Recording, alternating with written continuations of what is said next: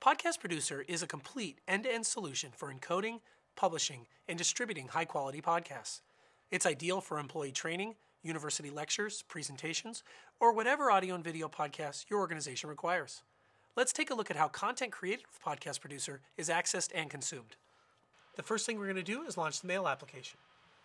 Podcast Producer can use the built-in mail server in macOS 10 Server to notify you that your podcasts have completed. Here you can see we have a beautiful template that has been delivered to our inbox notifying us that the Fuel EX podcast has completed.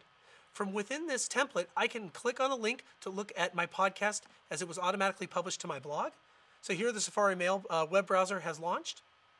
And I can see that my Fuel EX screen capture that I recorded earlier today has been automatically published right to my blog. By clicking on the poster frame, we can start and actually take a look at this video.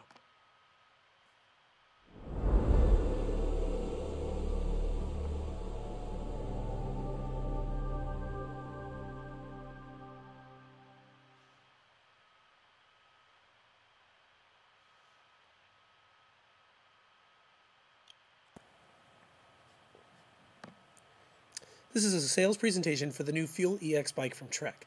The new Fuel EX bike from Trek has a revolutionary new frame with a redesigned rocker link, lower shock mount, and rear pivot.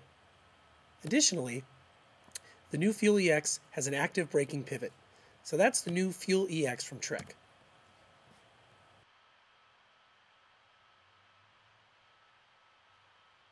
You may have also noticed that in addition to the keynote presentation, there was an intro video as well as some information on the title slide.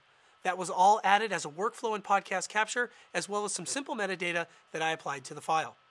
Now, in addition to viewing this file on my blog, I can also subscribe to it in iTunes.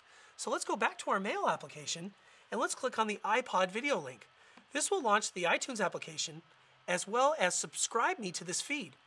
So as you can see here, if I open the disclosure triangle, I have my Fuel EX podcast right here in iTunes, and double-clicking it, I can view this podcast right inside of iTunes. So by subscribing to podcasts in iTunes, you can stay up to date on all the latest content. When new episodes are made available, they get automatically downloaded to iTunes, where they can easily be synced to iPod, iPhone, and Apple TV. But it's not just about blogs and iTunes.